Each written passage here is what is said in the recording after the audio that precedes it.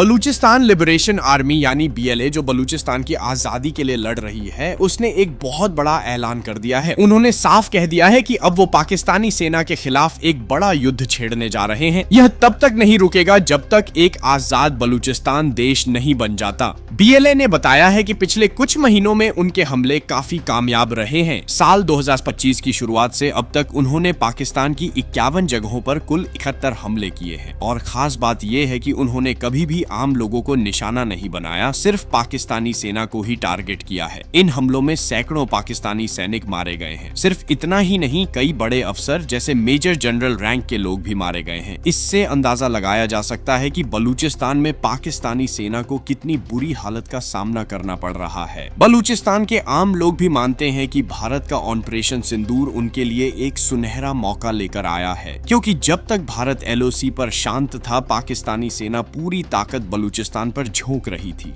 जब चाहे तब लोगों को उठा लेती थी, अत्याचार करती थी और अपने सबसे अच्छे हथियार वहीं तैनात कर रखे थे। इसके बावजूद BLA ने 71 हमले कर डाले।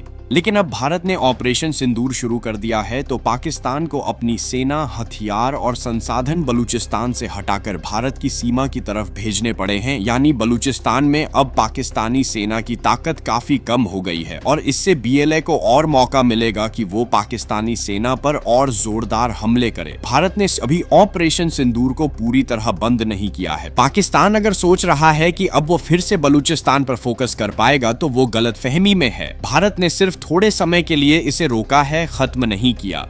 अब भारत किसी भी वक्त पाकिस्तान के खिलाफ फिर से ये एक्शन ले सकता है। अगर कल को कश्मीर में कोई छोटी सी भी आतंकी घटना हो जाती है, तो भारत पाकिस्तान के किसी भी हिस्से में जवाब दे सकता है। इसीलिए पाकिस्तान की सेना पर दोहरा दबाव है, एक तरफ बलूचिस्तान और दूसरी तरफ LOC।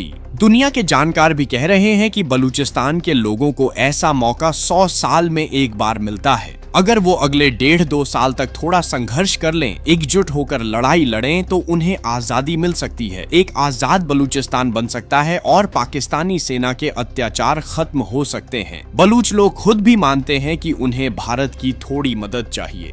कोई यह नहीं कह रहा कि भारत आकर उनके लिए लड़े, बल्कि वे खुद लड़ना चाहते हैं। बस हथियारों और गोलियों जैसी थोड़ी मदद की जरूरत है। हाल ही में कुछ वीडियो सामने आए हैं जिनमें बलूच लड़ाके भारत से हथियार और राइफल की मांग करते नजर आ रहे हैं। अगर किसी तरह भारत या दुनिया का कोई देश अगले 1.5-2 साल तक उन्हें ये चीजें दे दे, तो पाकिस्तान की हार तय है। इसलिए आने वाला समय बेहद रोचक होने वाला है। बलूचिस्तान से आने वाले दिनों में ऐसी खबरें सुनने को मिलेंगी जो आपने पहले कभी नहीं सुनी होंगी।